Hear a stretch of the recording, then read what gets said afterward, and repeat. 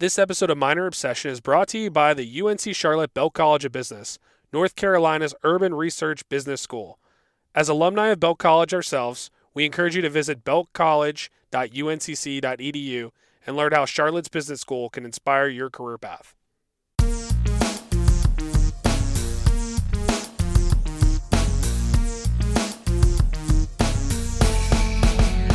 Welcome to another edition of Minor Obsession. I'm Sean Newton here with Scott Lieberman as always, and we've got some not great news to talk about, I guess, with the Duke game that recently happened, but some exciting games coming up. And before we dive into football, some really exciting news for the Charlotte Athletic program as a whole.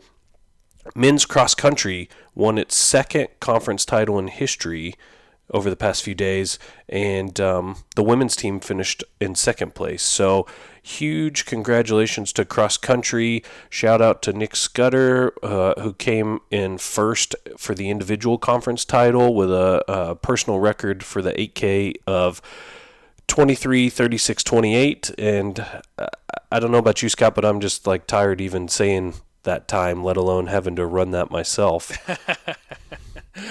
I don't think I've ever run that in my lifetime. Paul Arredondo claimed the Outstanding Senior Award. Avery Cannon brought home Freshman of the Meet. Joseph Lynn, Men's Cross Country Coach of the Year. And then from the women's side, we had Chandler Horton with a 6K time of 21:38:52. And freshman Louis Launis with a 6K personal record of 21:44. Impressive all around. Second and first. You know, track and field obviously dominated last year. Excited to see what they can do this year as well. And got a lot of fast people coming to UNC Charlotte these days, coming to the 49ers. Well, it's nice to just hear about, other sports besides football. It's good to see other things happening. And when you're that fast, you can probably run away from the COVID. So I feel good about it. Big kudos all around. Excited to see what the runners can do for any other cross-country meets. Not sure if there's going to be any NCAA ones this year or they move to the spring with the rest of the tournaments, but good news there, and excited, like you said, to get other Charlotte 49ers sports up and running after the new year comes around.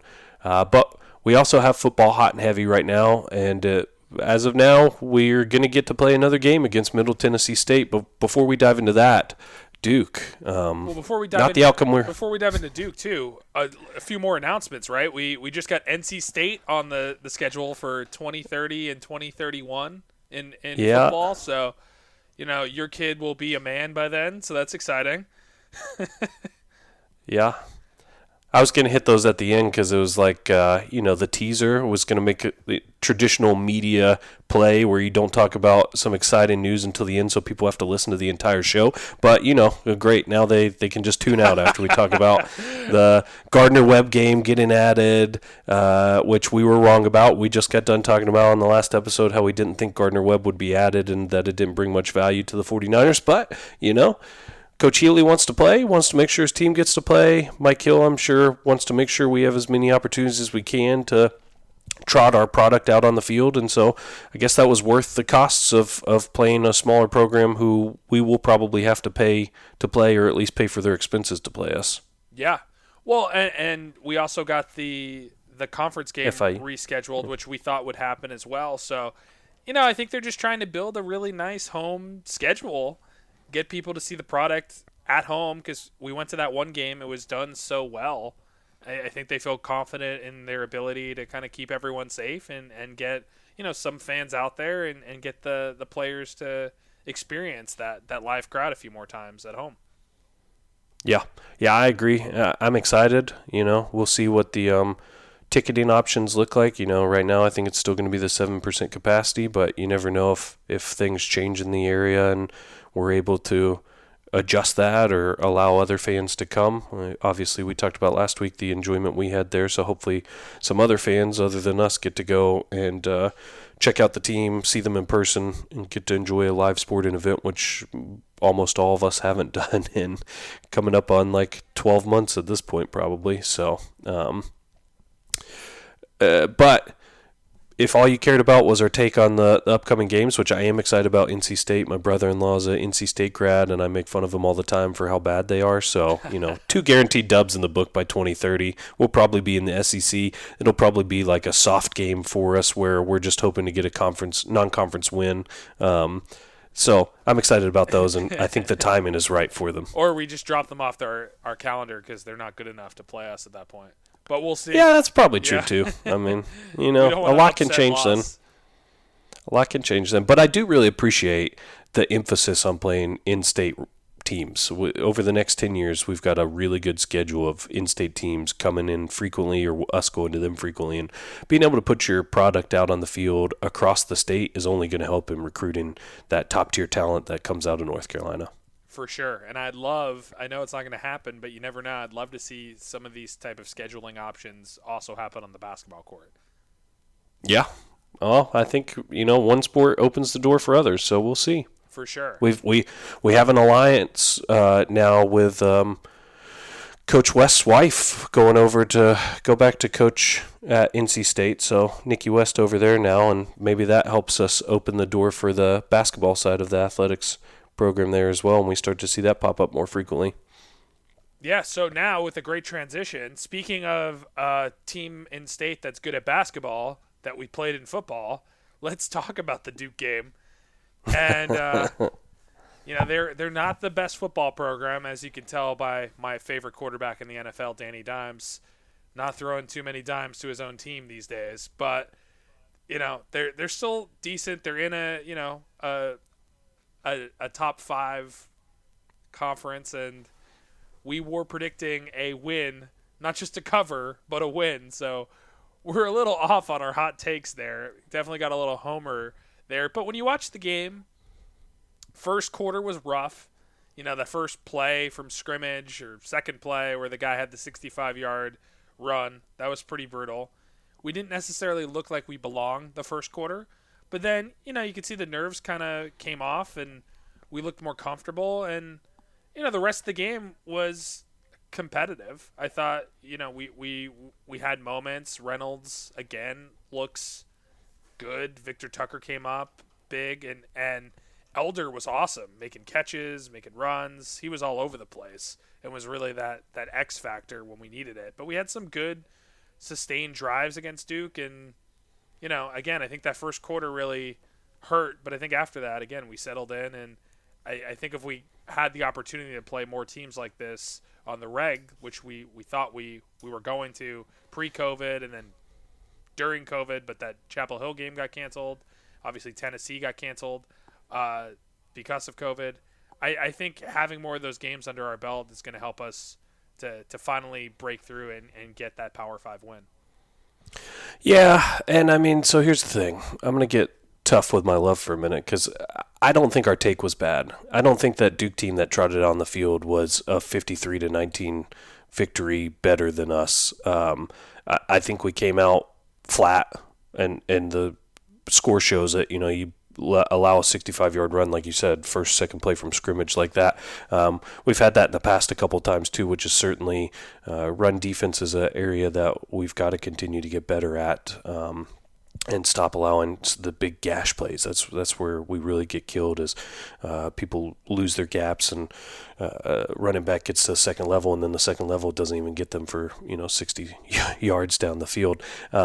So we've obviously got key areas of opportunity on the defensive side to continue to focus in on. But in general, I didn't feel like our team brought the talent that they were capable of out on the field. I didn't think our offense looked good for the entire first half. I didn't think our defense looked good for the entire first half. We did settle in, like you said, after the first quarter and start to hold them a little better. And we did have a few momentum swings towards the end of the second half where, we score, we have a big stop, we get a chance to score again before the end of the half. blunder of plays, get taken down outside of field goal range, outside of the ability to put extra points up on the board, have to give them the ball back with basically a minute left there. And was a disappointing series in general. When you're on the road, you're playing a big school like that, you've got to be able to take advantage of opportunities. I've seen a lot of people upset with the play calling on offense specifically. I don't think Coach Carney's doing a lot different than what Alex Atkins did last year. I see a lot of creative plays out there, and I think that's what we saw a lot of success with Atkins too. The plays that could really catch a defense off guard and get you downfield quick, and we have seen those, but our execution hasn't occurred there, and I'm not really sure what we're missing on that front, because we've got so many weapons that we can use, and we've got Chris Reynolds who can clearly sling the ball.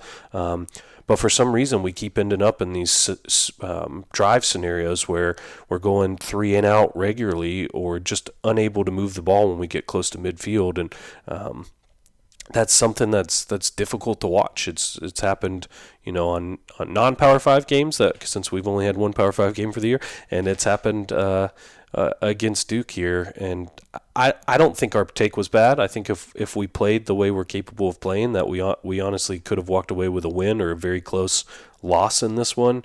And so I, along with a large portion of Niner Nation, I think are disappointed with the way we showed up, and the score at the end isn't necessarily indicative. They put up a couple touchdowns towards the end of the game to really run it up with their second and third string touching the field and really wanting to get a chance to actually use their time effectively. So I'm not mad at them for running up, but even taking out the last couple scores, 19-39, having a chance to try and tie the game, make it a one-score game. And I'll tell you that those two offensive onside kicks where we got them blown dead because of penalties, I mean, that's a tough blow. We really could have been in it there.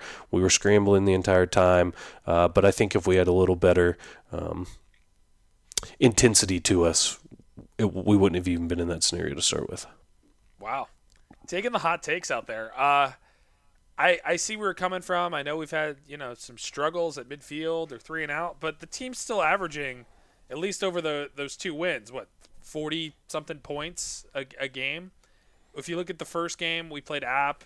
Reynolds got hurt. The weather was terrible. We didn't score too much. Then we had, 2 postponed, canceled games. Came back a little flat. Lost a tough one to Florida Atlantic. And then we went on that 2-game winning streak where we put up 49 and 38. So we don't put up a lot of points against a Power 5 team. Even if it's a bad Power 5 team, it's still a difference in talent.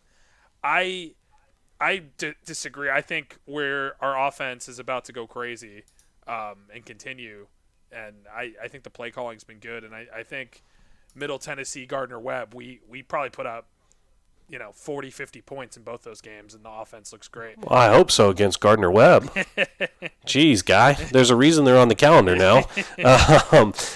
And I'm with you on the play calling. I honestly don't dislike the play calling. I think we're keeping it creative enough to keep defenses on their toes and a little off balance, and you run Dom Schaffner out for some run-in plays, which I do wish we would change that up just a little bit and have him try and chuck a few balls more frequently, so it's a little more of a question what he's going to do there. But I think it's the execution that's failed, not necessarily the play calling itself. Again, I've seen a lot of people complain about the play calling and feel like we're really missing out on Atkins, and I don't necessarily think that's what we're missing.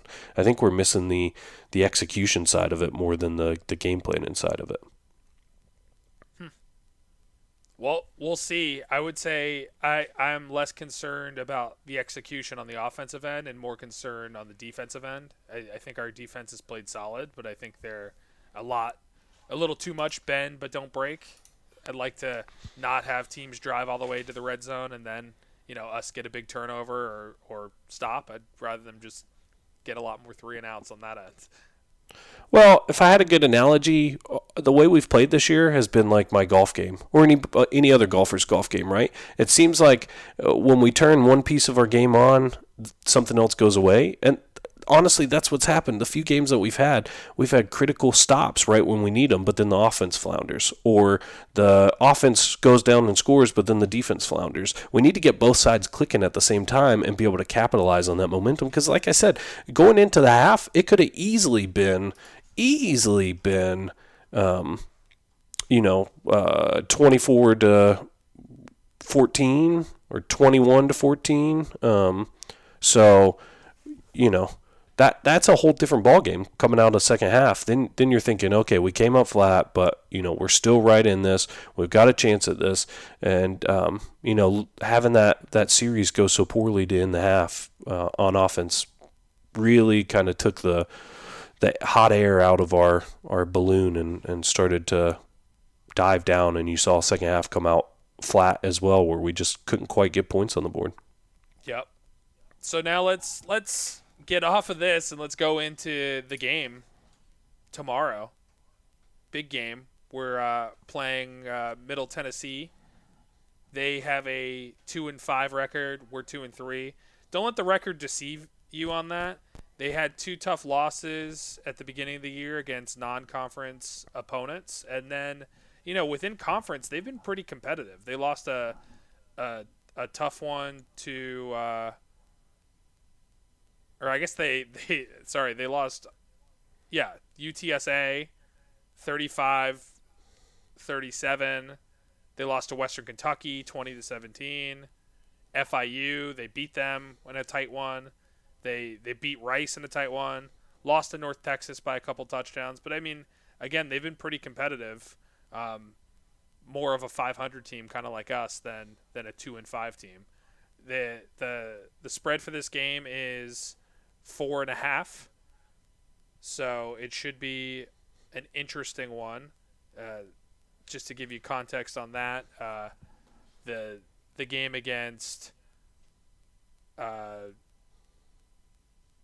Duke was a ton, but sorry, I'm 11. Yeah, no, but closed at like 9. No, I'm talking about the game before that against UTEP.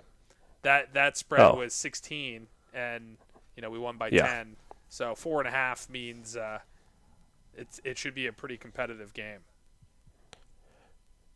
Yeah, I think so. I mean, they've got the advantage of having played a couple extra games. They haven't quite had as many get moved around as we have.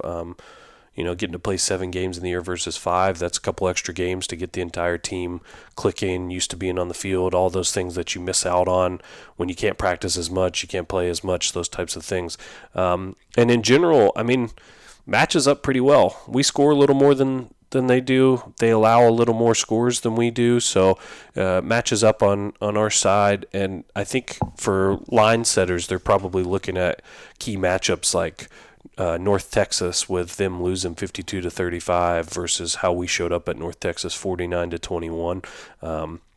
And probably using indicators like that to be the main guide there. But in general, on paper, we're putting up 391 yards. They're putting up 370. We're giving up 416. They're giving up 443. So we're not far off. This, honestly, like you said, should be close to a toss-up there. And being on the road, I don't think the road matters near as much as it does in a normal season this year. So I wouldn't give them any real credit there in terms of having a home field advantage per se. But you've got another quarterback who is easy to be advantageous with. The defense could really focus on being takers. We didn't see that much against Duke, and the Duke quarterback tends to give the ball away. O'Hara for Middle Tennessee is kind of the same draw there. He's got 8 interceptions on the season. It's more than 1 a game. So want to make sure we can get the ball taken out of the Middle Tennessee State's offense's hands and back into our offense's hands to really keep the momentum going, try and get extra opportunities to score there. I think the concern with O'Hara, though, is he is a two-way player. He runs and he throws, and last year he threw for 140 yards against us with 2 touchdowns, and then he ran for 148. Yep. So he's their leading rusher. So he's a two-way player, and I we'll see. It's tough for any defense to deal with that when you don't know, is the guy going to run or is he going to throw the ball? Reynolds is kind of like that, but not quite to this extent. So should be interesting to see, how the defense really keeps him in the pocket and then still does some good coverage. So it's really going to be up to the secondary to keep up with the receivers and not leave anything open, and the defensive line to kind of keep him contained. So yeah, easier it's said the than old done. Cam Newton problem. Yeah. you know he can run for you, but how do you contain him and make him throw the ball? And I would, if I was in the locker room right now or in the film room, I would bet that's the question that Healy and Marcus West are trying to answer: is how do we contain O'Hara? Let's focus on that first, and then we'll worry about coverage against wide receivers or coverage for another back. But right now, you're right. O'Hara's leading the team in rushing, too. He's got 476 yards on the season, 6 touchdowns running. So that's great for a quarterback, but it also makes it a little easier to hone in on one player and try and make sure you make them beat you in another way. So what are you thinking? What's your prediction? Anyone you want to watch out for? I can go first if you're not ready. Yeah, I mean, so I feel good. I feel like 4 is a safe spread for us, knowing that there's a slight difference in the scoring ability we have versus scoring ability they have. Looking at similar opponents and how things have come out, so I like the cover for us. I tend to think that this one is going to be. The over-under 64.5 right now, it looks like. So that's, 30 points a team if you score evenly there with the 4-point spread involved. So I tend to think we're going to be on the underside on this one, and it's going to be more like a 28-21 victory for Charlotte in my mind. Key players that I like, I think Michaelius Elder, I feel like, has a huge chance to burn him good here, and he's been getting more and more involved in the offense the past couple games. I like what I'm seeing with him, and obviously you've got the big-time receivers like Vic and others that are always going to put up, but it really is nice having those options on the field and making it difficult to know who's really going to be the star of the game going into a game. I agree with you on the under. I think this is going to be a grind 'em out, a lot of running on both sides. I think Charlotte wins. I think we don't eke out a cover. I think we dominate a cover. I think 38-24 is the final there. So we come close to that over-under, but get under. And I think Aaron McAllister is the guy to watch. I think he has a monster game. If you look at the Blue Raiders' run defense, they allow 245.9 yards per game. So that bodes well for our rushing attack, and I think Aaron McAllister is the main beneficiary of that, and I look for a big game from him. Yeah, I think so, but, knowing that, the other thing we got to see against Duke, which I really like seeing, is Calvin Camp. You didn't expect him to get a large portion of the touches rushing, but he did. He put up 34 yards on 6 touches, which he looked really good, and he gave us some key runs exactly when we need it. So I wouldn't be surprised if we saw McAllister put up some big numbers. We saw Harbison get used. We saw some sweeps with Tucker like we saw last time. We saw Calvin Camp get involved. I mean, it's kind of the same as the passing side of the ball, where rushing, you could really throw out anybody, and they could have a big day. Yeah. Well, I'm excited about that. I'm excited about more football, hopefully getting back to 500. Then we'll have quotation marks, an easy one to get above 500, and then we'll get a few more conference games, a few more home games. I'm excited to hopefully see another game or two in person, especially not knowing what basketball is going to look like from a fan perspective, since it's indoors and a lot smaller, obviously.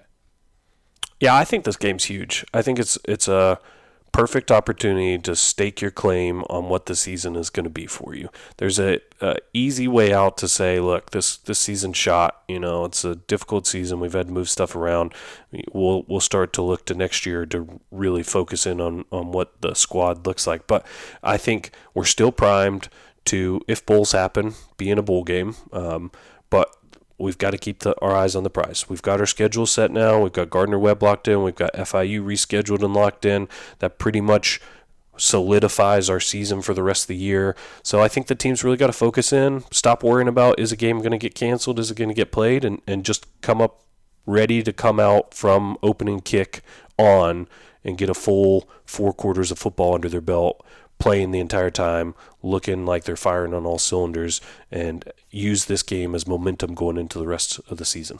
Yeah, and 3 games in a row is exciting in this type of environment. So that's pretty cool too. And like we said, as of right now, still looking good, thumbs up. And that's why we release these podcasts a little later than we normally like to, because we want to make sure that we're providing you the most up-to-date coverage to a game that hopefully is actually happening. Well, I'm excited. I'm really happy to know that I saw some people throwing around on Twitter, which I didn't love it because it brought up bad feels, but really happy to know the team that destroyed us for our first FBS Conference USA game there, Middle Tennessee State, ran up the score on us, to know that we're looking like the favorites coming out, because they're definitely one of my most hated Conference USA teams, and I'd love to see us put a W up on the board against them this week. Anything we missed there, Scott? No. It's going to be a good one. Go on ESPN Plus. A lot easier than getting a trial subscription to AT&T now. So excited that we're back on a normal streaming platform for this guy. So go on ESPN Plus, watch the game, 3:30 kick. Ready for that 49er W, back to 500, and let's go. A really fun November, December on the horizon for us. Good times are coming, and yeah, let's go. Remember to always cheer for the Niners and wear green. And go Niners.